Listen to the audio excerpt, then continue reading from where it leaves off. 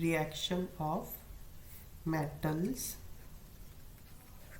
With acids. इसमें क्या है, मेटल एसिड के साथ रिएक्ट करेगा और हाइड्रोजन और सॉल्ट बनाएगा। मेटल प्लस डाइल्यूट एसिड क्या बनाएगा, सॉल्ट और हाइड्रोजन। तो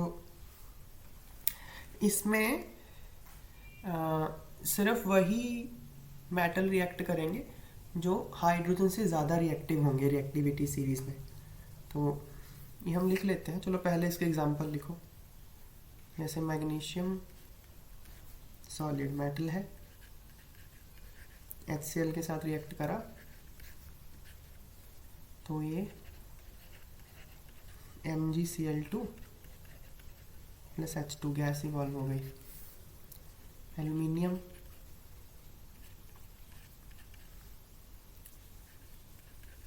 HCl के साथ रिएक्ट करा,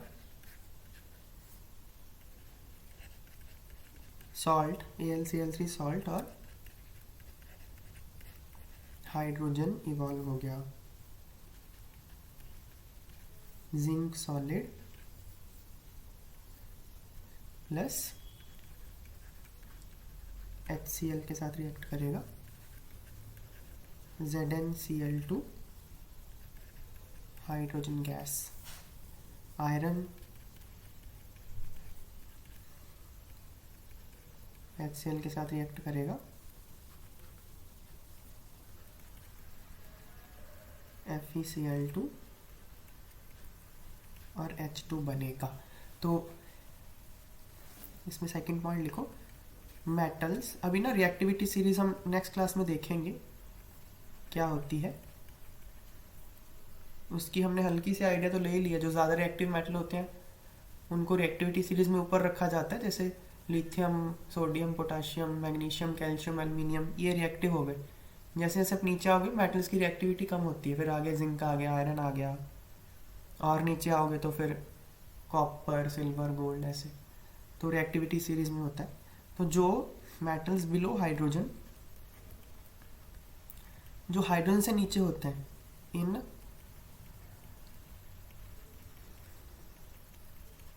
reactivity series do not react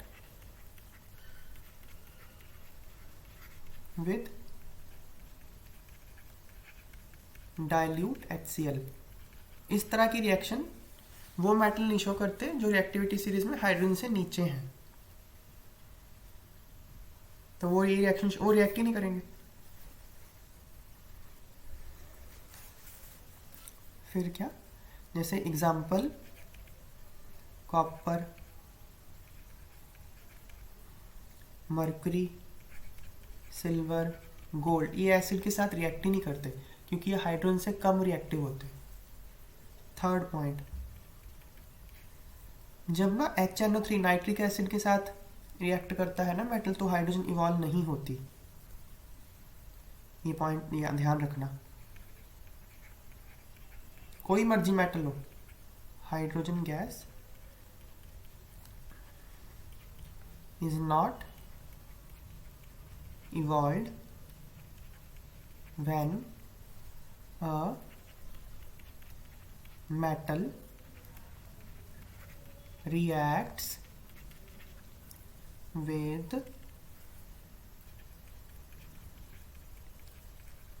nitric acid. Nitric acid के साथ ऊपर वाली रिएक्शन जो है ना, सॉल्ट और हाइड्रोजन, ये होता ही नहीं है, कोई मर्जी मेटल हो, because nitric acid HNO3 is a strong oxidizing agent, is a strong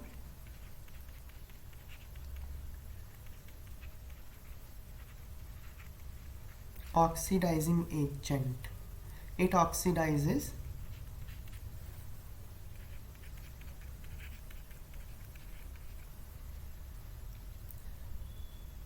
H2 produced to water। जो हाइड्रोजन इवॉल्व होती है ना, ये उसको ऑक्सीडाइज कर देता है वाटर में, और and itself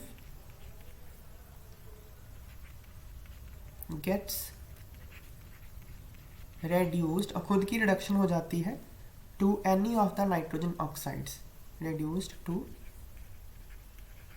any of the nitrogen oxides, जैसे N2O, NO, NO2, अमोनिया भी होता है। तो ये बात है। तो क्या क्या रिएक्शन होगी फिर नाइट्रिक एसिड के साथ? सॉल्ट बनेगा और इस तरह का कोई ऑक्साइड बनेगा, N2O, NO, NO2, और हाइड्राइड NH3 भी बन जाता है कभी कभी। मतलब बहुत वो ना इसकी कॉन्सेंट्रेशन पे डिपेंड करता है। बहुत डाइल्यूट लोगे ना, वेरी वेरी डाइल्यूट HNO3, तो हमेशा ये अमोनिया बनता है। इसी तरह से थोड़ा ज़्यादा स्ट्रांग लोगे तो N2O बनता है, वो अलग अलग होता है, वो NO2 बनता है। इस तरह से जितना ज़्यादा मतलब सब बहुत ज़्यादा स्ट्रांग लोगे तो NO2 बनता है, कम स्ट्रांग लोगे तो ऐसे बदलता रहता है।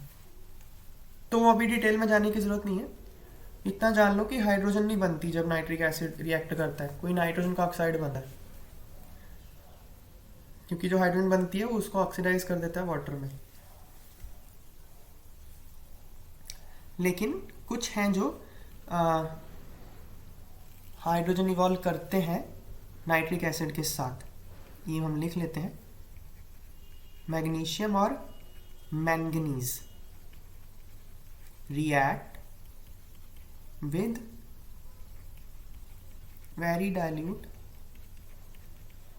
HNO3, है ना। वेरी डाइल्यूट मतलब उसकी ऑक्सीडेशन पावर बहुत कम कर दो, डाइल्यूट कर दो, टू इवॉल्व H2 गैस। तो ये दोनों रिएक्ट करते हैं। इसको याद रखने का तरीका ना, हमाम होता है, हमाम हमाम हमाम साबुन होती है ना, हाइड्रोजन, ये मैग्नीशियम, मैंगनीज, हमाम, तो ये दो करते हैं इवॉल्व।